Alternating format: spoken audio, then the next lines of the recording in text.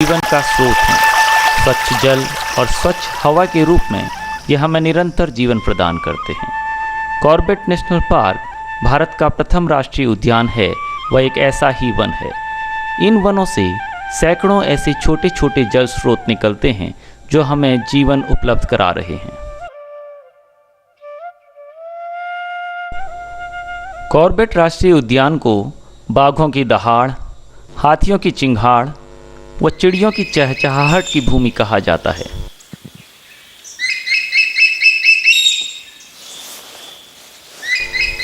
Corbett राष्ट्रीय उद्यान कई सामान्य तथा कई दुर्लभ जीवों का आवास स्थल है। कॉर्बेट टाइगर रिजर्व भारत के उत्तराखंड राज्य में स्थित है। इसका कुल क्षेत्रफल लगभग 1300 स्क्वायर किलोमीटर है, जिसमें 520 square kilometre Corbett national park, 301 square kilometre सोना नदी वन्यजीव अभयारण्य तथा 466 स्क्वायर किलोमीटर आरक्षित वन क्षेत्र है। स्थापना के समय इसका नाम हेली नेशनल पार्क था, जो कि आज़ादी के बाद रामगंगा नेशनल पार्क तथा अंत में जिम कॉर्बेट नेशनल पार्क कर दिया गया। कॉर्बेट टाइगर रिजर्व में पक्षियों की 500 से अधिक प्रजातियां पाई जाती हैं। इन्हें देखने के लिए पर्यटक काफ़ी दूर दूर से आते हैं। इनमें से कुछ पक्षी साल भर यहाँ निवास करते हैं, जबकि कुछ थोड़े समय के लिए प्रवास पर आते हैं, जैसे कि ये आइबिस पिग। यह हिमालयी पक्षी सर्दियों में प्रवास पर आता है। मोर अपने पंखों का प्रदर्शन मादाओं को आकर्षित करने के लिए करते हैं। एमरल्ड डव कॉर्बेट में पाए जाने वाले सुंदर पक्षियों में से एक है। वहीं यह नर कलीज मोर परिवार से संबंध रखने वाला पक्षी है। कई पक्षियों में नर व मादा अलग रंग रूप के होते हैं। नर अधिकतर अपने पंखों का प्रदर्शन मादा को आकर्षित करने के लिए करते हैं।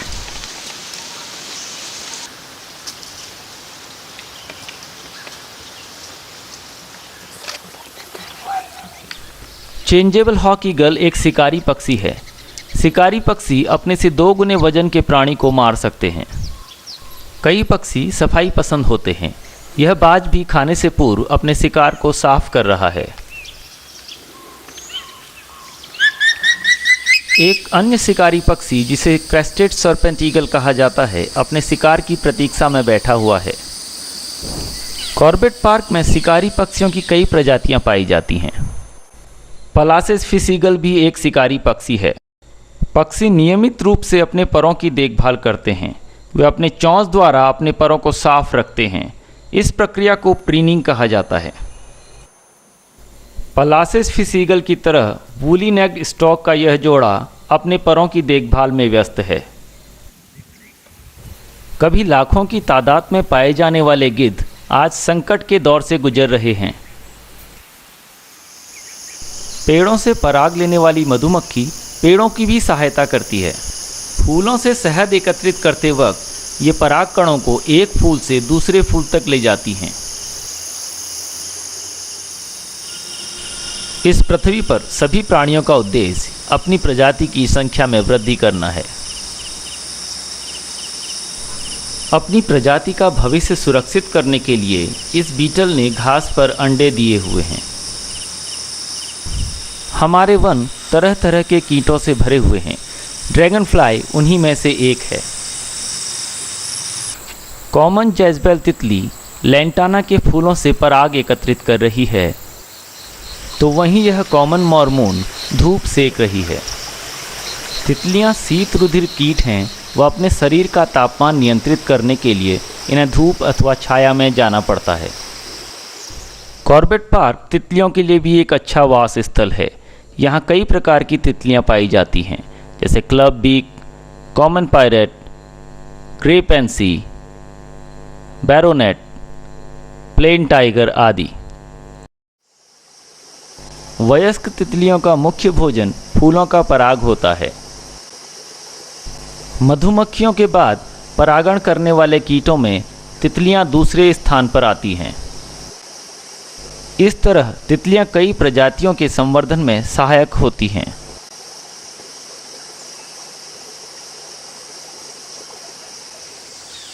जंगल में या तो कोई शिकार होता है या शिकारी।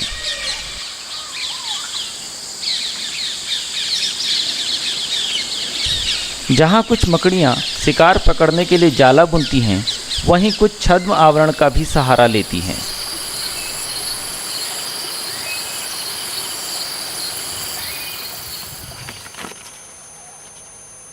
दीमक को सामान्य तौर पर चींटी समझ लिया जाता है, परंतु ये कॉकरोच के परिवार से संबंध रखने वाले जीव हैं।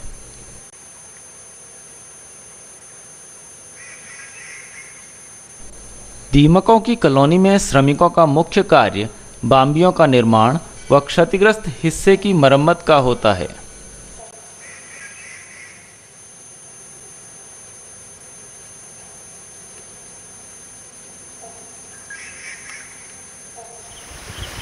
कॉर्बेट पार्क में सांपों की कई विषैली तथा विषहीन प्रजातियां पाई जाती हैं। ब्रॉन्ज बैक ट्री स्नेक पेड़ों में पाई जाने वाली एक विषहीन प्रजाति है। ये सांप अधिकतर कीट, पतंगे, छिपकलियाँ, चिड़ियों के अंडे व उनके बच्चे खाकर जीवित रहते हैं। वह कभी कभार ही जमीन पर आते हैं। Copper headed trinket snake Corbett में पाए जाने वाला एक अन्य विषहीन सांप है। इनका रंग व शरीर पर बनी हुई आकृति आसपास के वातावरण में छुपने में इन्हें मदद प्रदान करती हैं। जानकारी के अभाव के कारण कई बार लोग विषहीन सांपों को जहरीला समझकर मार देते हैं। अजगर सांप छुपकर शिकार करने में माहिर होते हैं। ये सांप दुनिया के सबसे बड़े विषहीन सांपों में शुमार हैं। विषहीन सांप अपने शिकार के चारों ओर लिपटकर उसका दम घोंट देते हैं। वह समूचा निगल जाते हैं।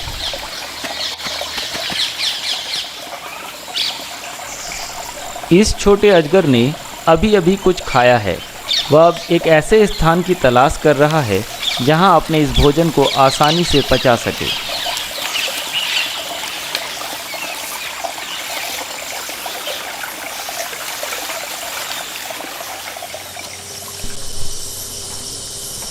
वहीं इस विशाल अजगर ने एक समूचा हिरन निगल लिया है। सांपों के जबड़े विशेष प्रकार के होते हैं, जिनकी मदद से ये अपने मुंह के आकार से काफ़ी बड़े जानवर को आसानी से निगल सकते हैं। सांप के दोनों जबड़े तंतुओं से जुड़े रहते हैं, जिस वजह से सांप इन्हें अपने शिकार के अनुरूप फैला सकता है। सांपों के ऊपरी जबड़े में ताप संवेदी गड्ढे होते हैं। ये ताप संवेदी गड्ढे अंधेरे में भी इसे शिकार करने में सहायक होते हैं।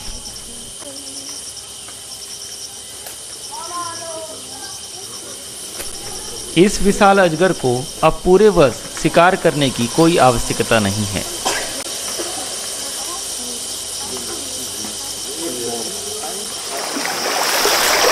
फॉरेस्टेंस कैट स्नेक कम जहर वाला सांप है। इसका जहर किसी छोटे स्तनधारी जैसे चूहे अथवा पक्षियों को मारने में ही सक्षम होता है। सांप यूँ तो भागकर जान बचाना पसंद करते हैं, परंतु छेड़े जाने पर ये आक्रामक मुद्रा में आ जाते हैं।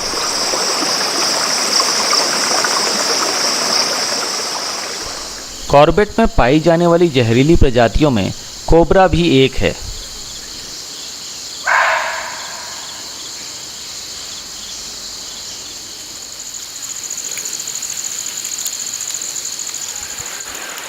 जहरीले सांपों में किंग कोबरा सबसे आकर्षक सांप है। किंग कोबरा विश्व का सबसे लंबा जहरीला सांप है। ऐसा समझा जाता है कि किंग कोबरा में एक नर हाथी को मारने लायक जहर होता है। वहीं किंग कोबरा एक अकेला ऐसा सांप है जो अंडे देने के लिए घोंसला बनाता है। मादा किंग कोबरा घोंसले की रखवाली भी करती है। किंग कोबरा का मुख्य भोजन अन्य सांप हैं। इस तरह से यह सांपों को खाकर स्वयं अपनी प्रजाति की संख्या को नियंत्रण में रखने का कार्य करते हैं।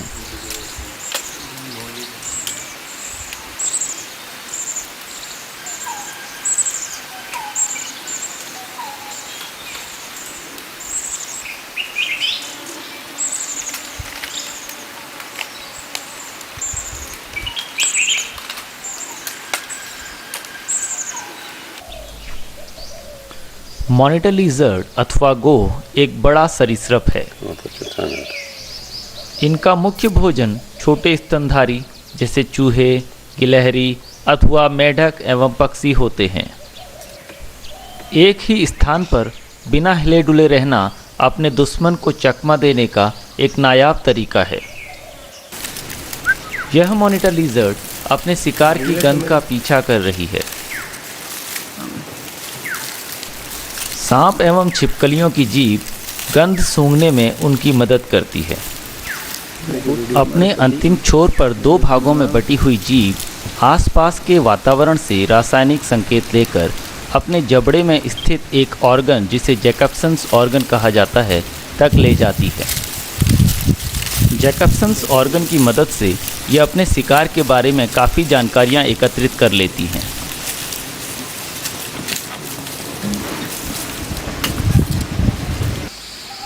इलोंगेटेड टॉर्टॉइज कॉर्बेट में पाई जाने वाली कछुए की आम प्रजाति है। यह कछुआ अभी अभी अपनी शीत निद्रा से बाहर आया है।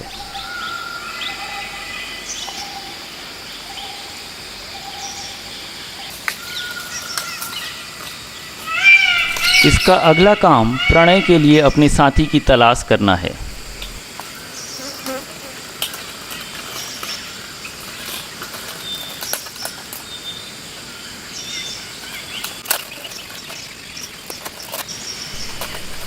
साथी की तलाश में नर कछुए का सामना एक अन्य नर कछुए से हो जाता है।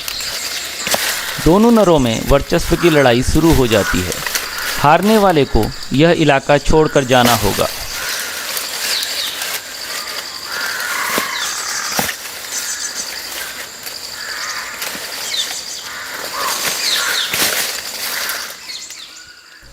वहीं एक अन्य कछुआ अपने शरीर का तापमान नियंत्रित करने के लिए रामगंगा नदी में एक पत्थर पर धूप सेक रहा है। सभी सरीसृप शीत रुधिर प्राणी होते हैं। कछुए की तरह ही यह घड़ियाल रामगंगा नदी के किनारे अपने शरीर के तापमान को नियंत्रित कर रहा है।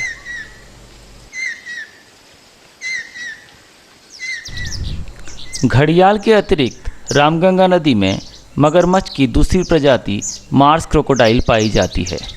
शरीर का तापमान नियंत्रित हो जाने के उपरांत ये पानी में उतर जाते हैं। रामगंगा नदी में मछलियों की कई प्रजातियां पाई जाती हैं, परंतु महासीर उनमें प्रमुख है।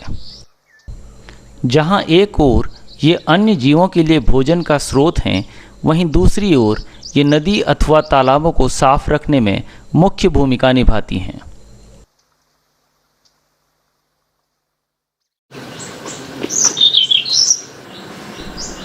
येलो थ्रोटेड मार्टिन एक शर्मीला जीव है, परंतु ये एक माहिर शिकारी होता है। यह येलो थ्रोटेड मार्टिन एक शिकार का पीछा कर रही है।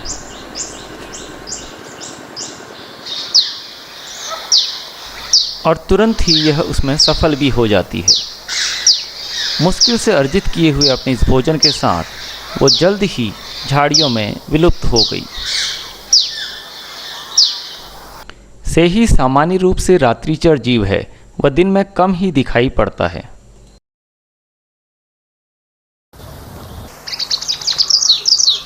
एक अत्यंत दुर्लभ जीव है उड़ने वाली गिलहरी। यह प्रथम बार है कि इसे कॉर्बेट लैंडस्केप में फिल्माया गया है। सेही की तरह यह भी एक रात्रिचर जीव है। उड़ने वाली गिलहरियां वस्तुतः पक्षियों की तरह उड़ नहीं सकती। ये गिलहरियां अपने अगले एवं पिछले पैर के बीच में मौजूद त्वचा की मदद से एक स्थान से दूसरे स्थान का सफ़र हवा में तैर कर तय करती हैं।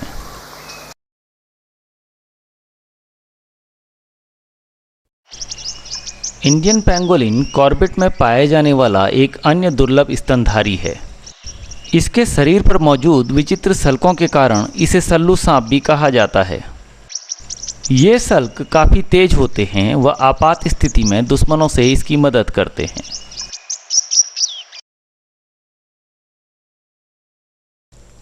उदबिलाव एक स्तनपायी जीव है। इसका मुख्य भोजन मछलियां होती हैं। नदी में गोता लगाने के उपरांत ये तट की रेत पर लोट पोट कर अपने शरीर को सुखाते हैं। जगह जगह मलमूत्र त्याग कर ये अपने इलाके की जानकारी भी देते हैं।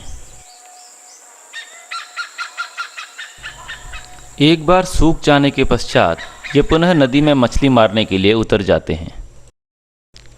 सियार एक मुर्दाखोर जानवर है, वह अन्य शिकारियों द्वारा मारे गए जीवों को खाता है, परंतु कभी कभी 2-3 सियार मिलकर छोटे जानवरों का शिकार कर लेते हैं।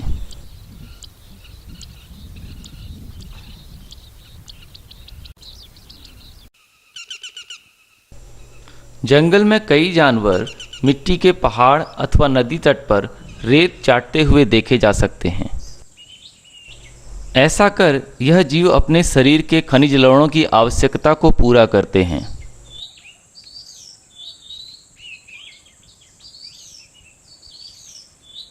जंगलों में इन जानवरों की कई पसंदीदा जगहें होती हैं तथा ये जीव इन जगहों पर एकत्रित होते हैं। इन स्थानों को साल्ट लेक कहा जाता है।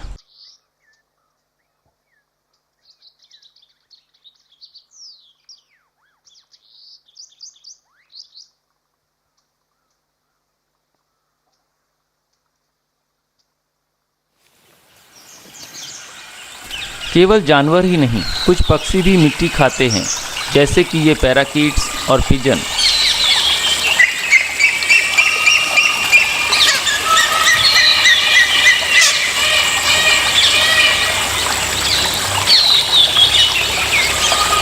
ऐसा समझा जाता है कि मिट्टी खाकर ये पक्षी कुछ फलों के दुष्प्रभाव को कम करते हैं।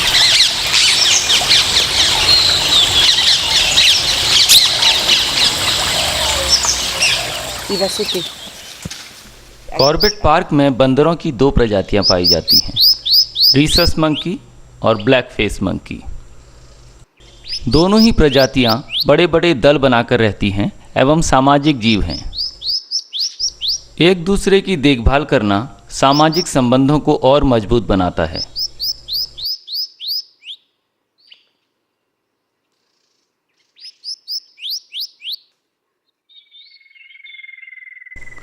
ब्लैक फेस मंकी अथवा हनुमान लंगूर कॉर्बेट में पाई जाने वाली बंदर की दूसरी प्रजाति है। पत्तियों अथवा फलों के अलावा कभी कभी बंदर पेड़ की छाल भी खाते हैं।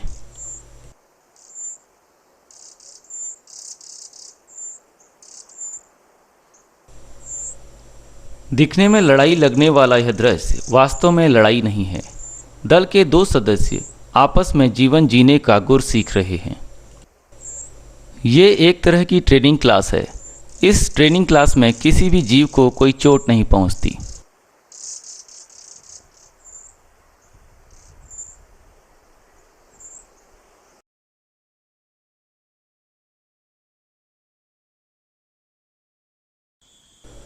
जंगल में कई जीव कुछ चीज़ों के लिए एक दूसरे पर आश्रित होते हैं।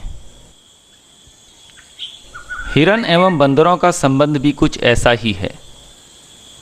सूखे के मौसम में जब हरी घास उपलब्ध नहीं होती है तो ये हिरन बंदरों द्वारा गिराई हुई पत्तियों एवं फलों को खाकर गुजारा करते हैं और बदले में किसी भी प्रकार का खतरा होने पर संकेत देकर बंदरों को सूचित कर देते हैं।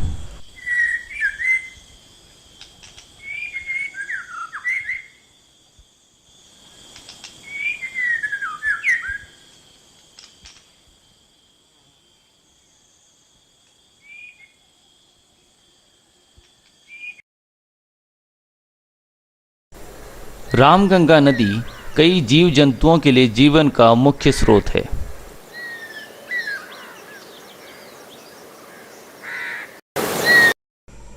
नदी पर बना रामगंगा जलाशय कई जीव जंतुओं एवं पक्षियों को आश्रय प्रदान करता है।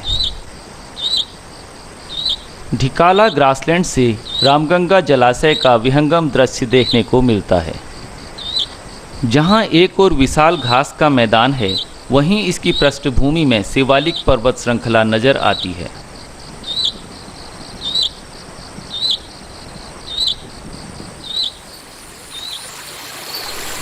कॉर्बेट पार्क में हिरणों की 4 प्रजातियां निवास करती हैं, जिनमें सबसे छोटी बार्किंग डियर अथवा काकड़ है। बार्किंग डियर काफ़ी शर्मीले व एकाकी प्राणी हैं।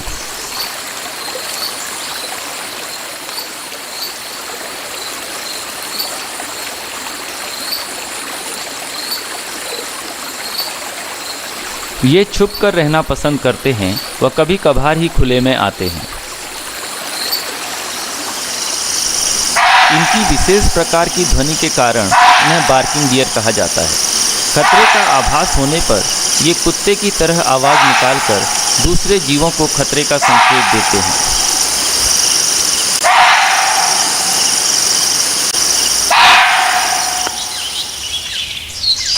स्पॉटेड डियर अथवा चीतल कॉर्बेट में पाई जाने वाली हिरन की दूसरी प्रजाति है। नर हिरन की पहचान उसके सिर पर स्थित सींगों से हो सकती है, जिन्हें एंटलर भी कहा जाता है। परंतु हिरनों के ये सींग स्थायी नहीं होते। ये साल दर साल इन्हें गिराते रहते हैं, जो पुनः फिर उग आते हैं।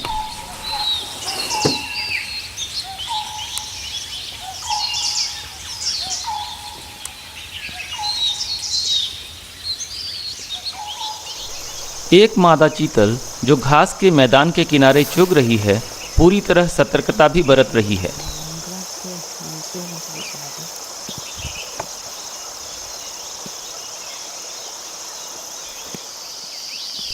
समागम काल से पहले नर हिरनों में लड़ाई आम बात है। सबसे ताकतवर नर को ही मादाओं से समागम करने का अधिकार होता है।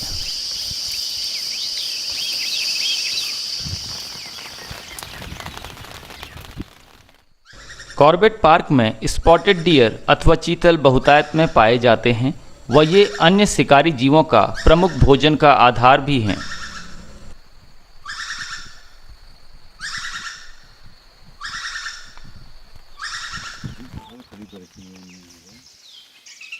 सांभर हिरन भारतीय उपमहाद्वीप में पाया जाने वाला सबसे बड़ा हिरन है।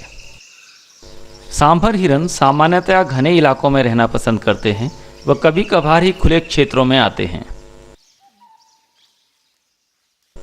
खुले क्षेत्रों में विचरण करते वक्त सांभर हिरन बहुत सावधानी बरतते हैं। निरीक्षण कर लेने एवं पूरी तरह निश्चिंत हो जाने के उपरांत वो अपना कदम आगे बढ़ाती है।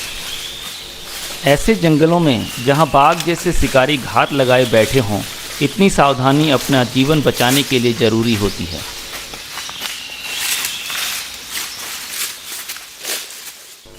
सांभर हिरन छोटे परिवारों में रहना पसंद करते हैं, जिनमें सामान्यतया एक बड़ा नर, कुछ मादाएं तथा कुछ छोटे हिरन हो सकते हैं।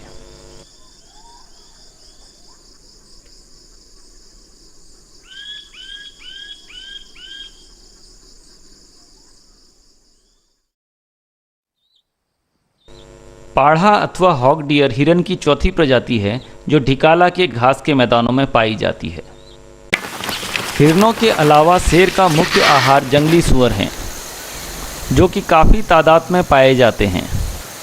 सूअर एक सर्वाहारी प्राणी है, अर्थात वनस्पति के अलावा यह मांस भी खाता है। नर सूअर में काफ़ी बड़े दांत होते हैं, जो इसे सख्त से सख्त भूमि को खोदने में मदद करते हैं। जब हरी घास उपलब्ध न हो तो सूअर जमीन के नीचे से कंद मूल खाकर गुजारा करते हैं।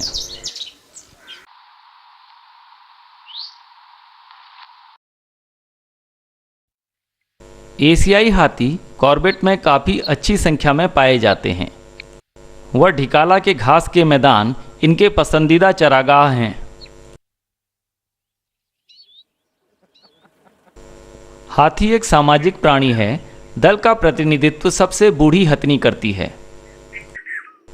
दल के सदस्यों की संख्या 5 से लेकर 50 तक हो सकती है। वह यह चारे की उपलब्धता के अनुसार घटती अथवा बढ़ती रहती है।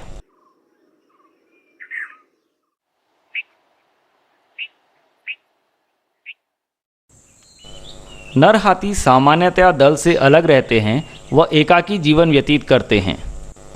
समागम काल के दौरान ये नर दलों के आसपास देखे जा सकते हैं। नर एशियाई हाथियों में दांत पाए जाते हैं, जिसे टस्क कहते हैं। इसी वजह से इन्हें टस्कर भी कहा जाता है। परंतु कुछ एशियाई नर दंतविहीन होते हैं, जिन्हें मखना हाथी कहा जाता है। हाथी अपने शरीर पर मिट्टी डालते हैं। इस प्रकार से वह धूप एवं अन्य परजीवियों से अपनी सुरक्षा करते हैं।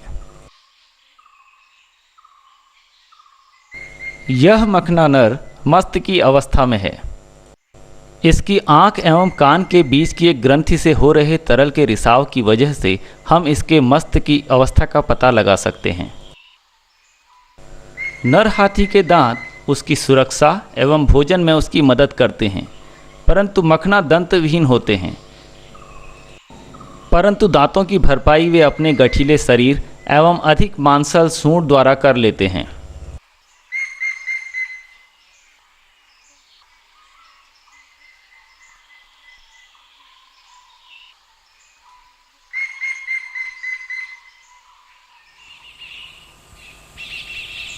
इस नर हाथी ने आपसी संघर्ष में अपना एक दांत खो दिया है। समागम काल के दौरान नर हाथियों में आपसी संघर्ष एक आम बात है।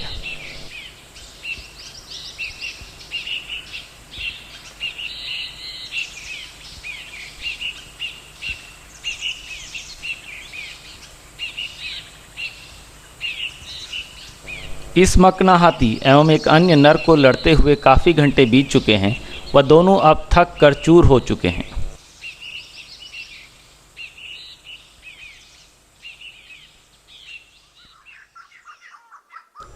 कॉर्बेट में हाथियों की संख्या 700 के करीब है। वह यहाँ का नर मादा अनुपात काफ़ी अच्छा है। इस तरह के बड़े टस्कर कॉर्बेट की शान हैं। वह साथ ही साथ ये इस प्रजाति के भविष्य के प्रति उम्मीद जगाते हैं।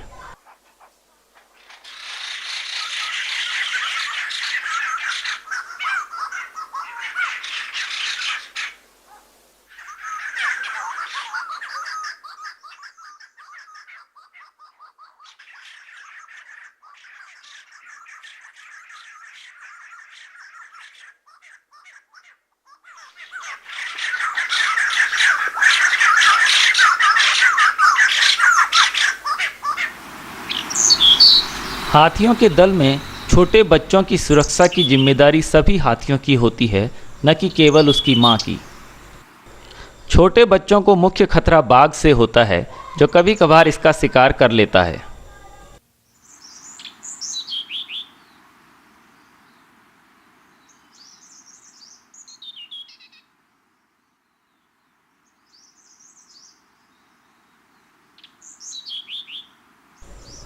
एक वयस्क हाथी एक दिन में 100 किलोग्राम तक हरा चारा खा सकता है। इस वजह से ये एक स्थान पर अधिक समय तक नहीं रुकते। हाथी चारे की खोज में एक स्थान से दूसरे स्थान पर विचरण करते रहते हैं।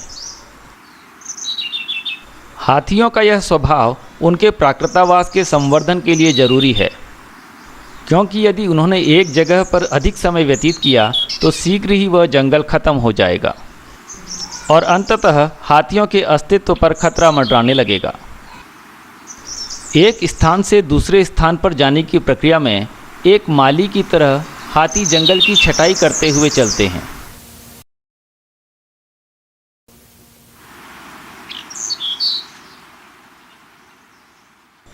परंतु स्थितियां हमेशा इतनी सुखद नहीं होती। झाड़ियों में आओ।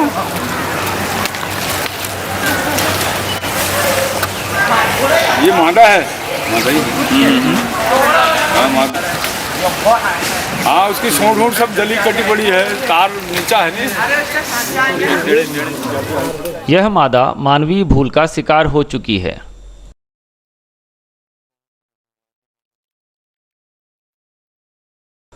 कॉर्बेट पार्क से रामनगर वन प्रभाग को जाने वाले कॉरिडोर के बीच स्थित एक बिजली की तार के चपेट में आने से इसकी मृत्यु हो गई।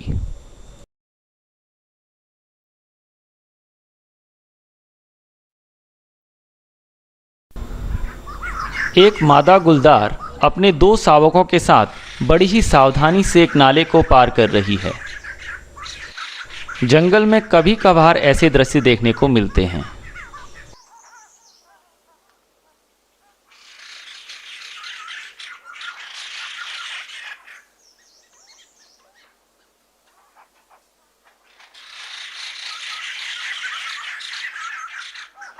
वहीं शाम के समय एक गुलदार पहाड़ी पर आसानी से टहल रहा है।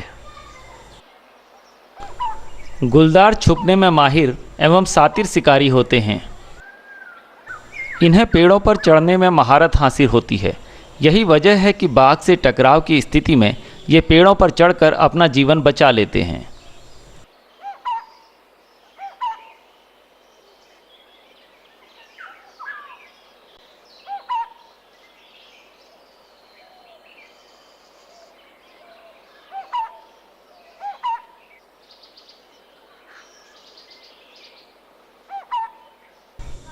पर जंगल में असली हुकूमत बाघ की चलती है।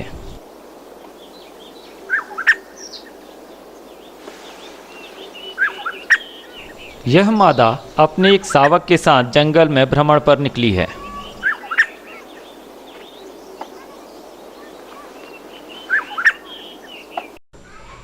बाघ बिल्ली प्रजातियों में अकेला ऐसा प्राणी है जो पानी में लेटना पसंद करता है।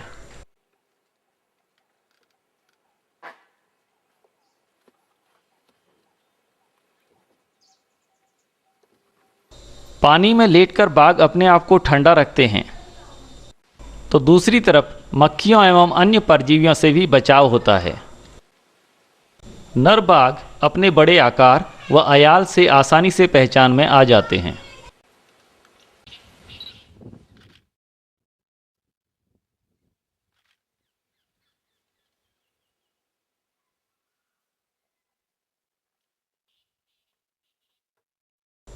यह नर बाघ गर्मियों की दोपहरी में प्राकृतिक जल स्रोत में अपने आप को ठंडा कर रहा है। वहीं दूसरी तरफ अपनी मां से अलग हुआ यह बाघ शिकार करना सीख रहा है। बंदरों को इस शेरनी की मौजूदगी का पता लग चुका है और वह चिल्लाकर सभी जानवरों को इसकी सूचना दे रहे हैं।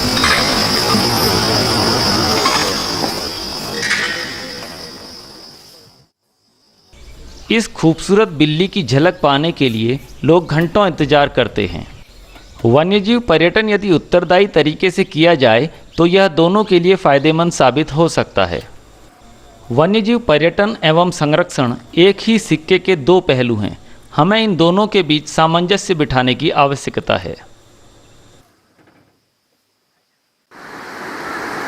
कॉर्बेट नेशनल पार्क में पर्यटन होने से स्थानीय लोगों को आजीविका के साधन उपलब्ध तो हुए ही हैं, साथ ही साथ युवाओं को रोजगार भी मिला है। जंगलों से हमें घास, लकड़ी, जलौनी लकड़ी वो मिलती है और जंगलों से हमें जो है जड़ी बूटियाँ भी मिलती हैं और इन जंगलों को बचाना हम सभी लोगों का मतलब कर्तव्य है। वनों का प्रबंधन एक महत्वपूर्ण कार्य है तथा घास के मैदानों को जलाना भी इसका एक हिस्सा है। एक ओर यह दुर्घटनावश लगने वाली आग की रोकथाम करता है, तो दूसरी तरफ आग लगने के उपरांत घास की नई आने वाली कोपलें शाकाहारी जीवों के लिए भोजन का स्रोत बन जाती हैं।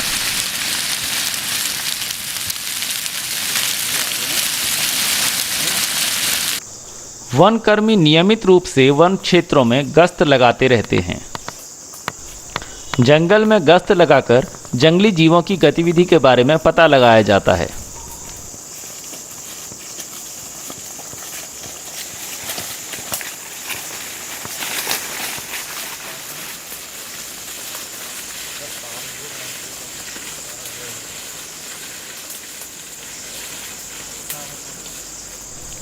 जंगली जानवरों के मूवमेंट के बारे में पता लगाने के लिए जगह जगह कैमरा ट्रैप लगाए जाते हैं। इन कैमरों से प्राप्त तस्वीरों के आधार पर बाघों की गणना भी की जाती है। क्योंकि बाघों की धारियां आपस में मेल नहीं खाती, इसलिए अलग अलग बाघों की पहचान आसानी से हो जाती है।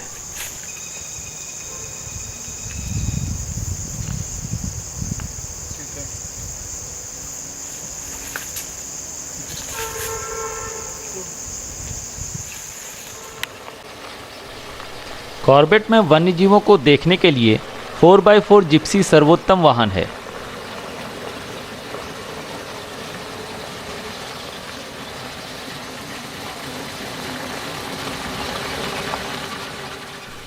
परंतु यह एक अन्य 4x4 यानी हाथी का विकल्प नहीं हो सकती। हाथी बिना शोर किए हुए आपको उन जगहों तक ले जा सकते हैं जहां जिप्सी आपको नहीं ले जा सकती।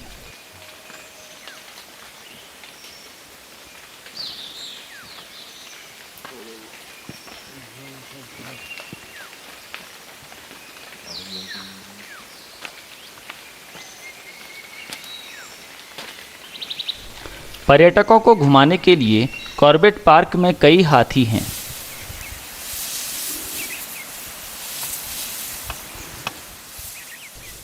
वन विश्राम भवन वन्य जीवन को नज़दीक से देखने के लिए सबसे उपयुक्त स्थल हैं।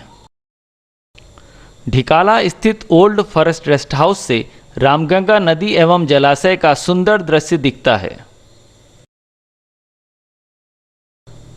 आज मानव एवं वन्य जीवन टकराव अपने चरम पर है व दिनों दिन बढ़ता जा रहा है।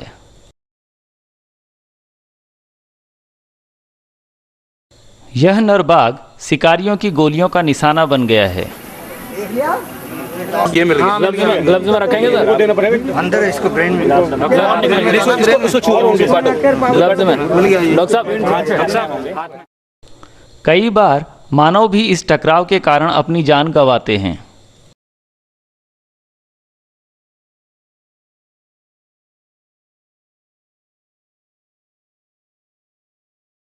मारे जाने से पूर्व यह बाघ 6 व्यक्तियों को अपना निवाला बना चुका था, परंतु हम बाघों को यूं ही नहीं मार सकते। आज भारत में कुल 1400 के करीब बाघ शेष हैं। बाघ महज हमारा राष्ट्रीय प्राणी नहीं है, ये प्रतीक है एक समृद्ध जंगल का और रखवाला है उन जंगलों का जो हमें स्वच्छ हवा और पानी उपलब्ध कराते हैं। इसके संरक्षण की जिम्मेदारी हम सब की बनती है। हमारे पास समय बहुत कम है, कहीं ऐसा न हो बहुत देर हो जाए।